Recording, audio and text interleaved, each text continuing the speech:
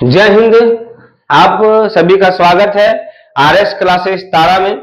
जैसा कि हमने इतिहास के 5 चैप्टर्स को समाप्त कर दिया, एमसीक्यू सीरीज के जिस सीरीज को हम लेके चल रहे हैं, इतिहास के सीरीज को खत्म कर दिया है हमने।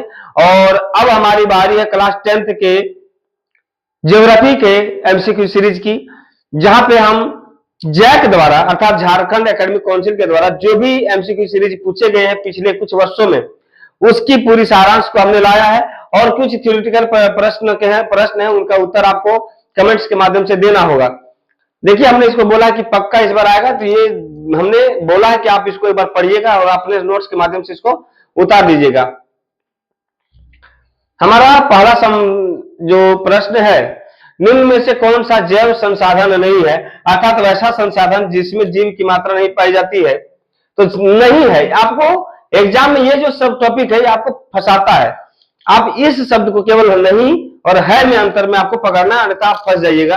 तो बोला क्या, मनुष्य जैव संसाधन में, पशु जैव संसाधन में है, खनिज जैव संसाधन में है, लेकिन नहीं है तो क्या है, खनिज। क्या खनिज में जीव की मात्रा पाई जाती है? खनिज संसाधन है, हम बोलेंगे नहीं है। क्या बोल सकते हैं, जैव संसाधन है तो बोलेंगे नहीं है। कौन सा नवीकरणीय जैव संसाधन है, अर्थात ऐसा संसाधन जिसको हम बार बार रिपीट करके बना सकते हैं, खत्म होने के बाद भी बना सकते हैं, उसी को हम कहते हैं नवीकरणीय संसाधन। तो क्या एक बार खनिज खत्म होने के बाद दोबारा बनेगा? तो हम बोलेंगे लंबे अंतराल के बाद। ऐसा नहीं कि आप उस खनिज को देखने के लिए जिंदा नहीं बचिएगा। चट्टान ये भी नवीकरणीय नहीं है, खत्म हो जाएगा तो खत्म। सौर ऊर्जा संसाधन और ऑप्शन डी है, इनमें से कोई नहीं। तो आपका यहाँ पे ऑप्शन हो जाएगा सौर ऊर्जा संसाधन। इसे आप जितना यूज करिएगा ये बनता चला जाएगा। सूरज भगवान का कृपा बना रहेगा तो आपका संसाधन चलता रहेगा। काली मृदा को किस नाम से जानते हैं? तो काली मृदा को बेसाल्टिक मृदा, रेगुर मृदा, काली मृदा, या हम बोल सकते हैं कि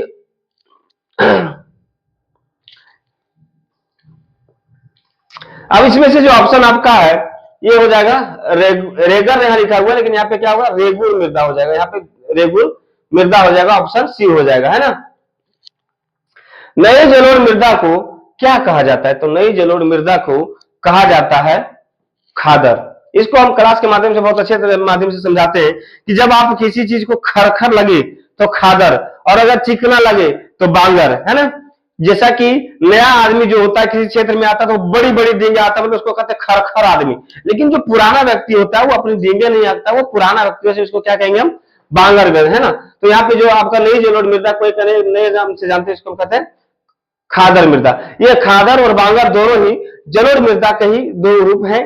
बोला किस मिट्टी में लौह धातु की अधिकता पाई जाती है? तो भैया जो लौह खनिज पाया जाएगा वो लाल मिट्टी में पाया जाएगा, क्योंकि इसका सबसे बड़ा उदाहरण है कि आप एक छड़ लीजिए, उसको घर में लगाइए और कुछ दिन तक उसको छोड़ दीजिए, तो जब उसका जंग जब आपके हाथों में लगेगा तो आपके हाथों को लाल कर देगा, जिससे आपको यह पता चल जाए कि इसकी मृदा कैसी है, लाल मृदा है ना।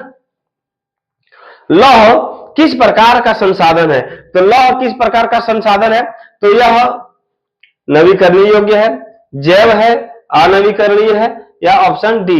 तो यहाँ पे आपका ऑप्शन क्या हो जाएगा, सी हो जाएगा, क्योंकि अगर आपका लौह क्या है, खनिज है ना। तो आपको पहले प्रश्न में हमने क्या बताया कि खनिज जो है वो समाप्त हो सकता है, अब उसका दोबारा निर्माण कई लाखों वर्षों तक के बाद होता है। बांगर और खादर किस प्रकार की मिट्टी है? तो खादर और बांगर आपकी जलोढ़ मिट्टी है, क्योंकि हमने पहले ऊपर में चर्चा किया कि जलोढ़ मृदा का ही दो रूप है, खादर और बांगर। किस प्रकार की मृदा में कंकड़ की मात्रा अधिक होती है?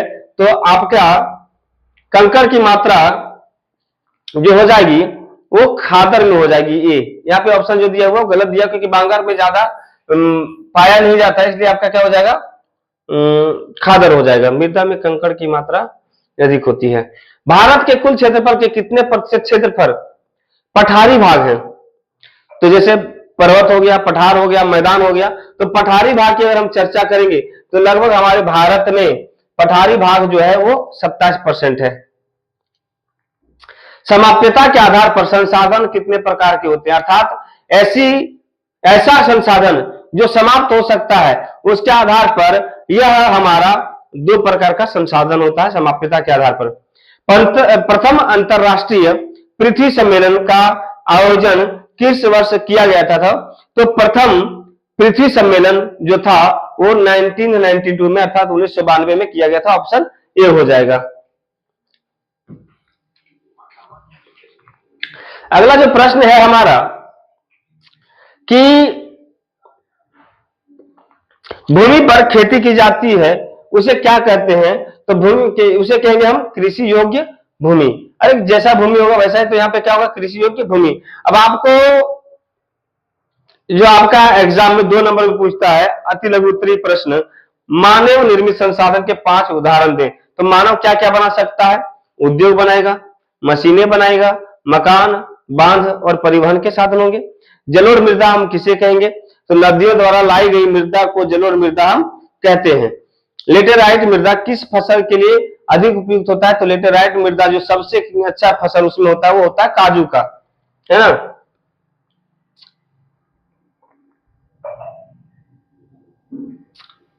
अगला जो प्रश्न है, जलोढ़ मृदा कितने प्रकार का? तो जलोढ़ मृदा 2 प्रकार का, खादर और बांगर, है ना, खादर और बांगर। काली मृदा किस फसल की खेती के लिए सबसे उपयुक्त होती है? तो वो कपास के लिए, जो हमारा कपड़ा होता है उसके लिए सबसे बढ़िया उपयुक्त होता है। राष्ट्रीय वन नीति 1952 के द्वारा निर्धारित कितने प्रतिशत भौगोलिक क्षेत्र पर वन्य आवश्यक होता है? तो 1952 के अनुसार 33% भौगोलिक क्षेत्र पर वन्य आवश्यक है। उसके बाद क्या है? 3 नंबर का प्रश्न है और इनके प्रश्नों के उत्तर को आप लिखेंगे। आप यकीन मानिए कि आपका एग्जाम में बहुत अहम भूमिका ही निभाएगा। दूसरा क्या सवाल है? सतत पोषणीय विकास से आप क्या समझते हैं? अर्थात ऐसा विकास जो लंबे समय तक चले, जिसे हम कहेंगे आने वाली पीढ़ी भी उसका प्रयोग करे, उसी को हम क्या कहेंगे? सतत पोषणीय विकास। जिसका अर्थ है विकास पर्यावरण को बिना नुकसान पहुंचाए और वर्तमान में विकास की प्रक्रिया चलती रहे और भविष्य की पीढ़ी के लिए भी संसाधन बचा रहे, उसी को हम क्या कहेंगे? सतत पोषणीय विकास। नवीकरणीय और अनवीकरणीय संसाधन में अंतर लिखने बोला, जो 3 नंबर में पूछता है। आप इसके उत्तर को भी लिखेंगे। जैव संसाधन किसे कहेंगे? ऐसा संसाधन जिसमें जीवन व्याप्त है उसे जैव संसाधन कहेंगे। नवीकरणीय योग्य संसाधन किसे कहा जाएगा? जो संसाधन प्रकृति द्वारा पुनः प्राप्त हो उसी को हम क्या कहेंगे? नवीकरणीय संसाधन कहेंगे। उम्मीद है कि टॉपिक समझ में आया होगा। आपके द्वारा जैक में पूछा गया सभी प्रश्नों का उत्तर हमने इसको यहाँ दे दिया है, इसलिए आपको किसी प्रकार की दिक्कत हो तो आप इसका स्क्रीनशॉट लेकर आप इसे अपने नोट्स के माध्यम से उतार सकते हैं। और वीडियो कैसा लगता है आप हमें बताएंगे, और आपके द्वारा दिया गया कमेंट्स ही हमारे मनोबल को बढ़ाएगा और हमारी इच्छा शक्ति को भी बढ़ाएगा, क्योंकि व्यूज और सब्सक्राइबर्स कम होने के कारण सर थोड़ा सा मोरल डाउन है, लेकिन आपके द्वारा एक कमेंट करने से हमारा मोरल ऑटोमेटिक बढ़ जाता है। सब्सक्राइबर और व्यूज से कोई विशेष मेरा अंतर नहीं रहेगा, लेकिन आपका कमेंट्स हमारे लिए बहुत जरूरी है। तो मिलते हैं अगले चैप्टर में, तब तक के लिए धन्यवाद।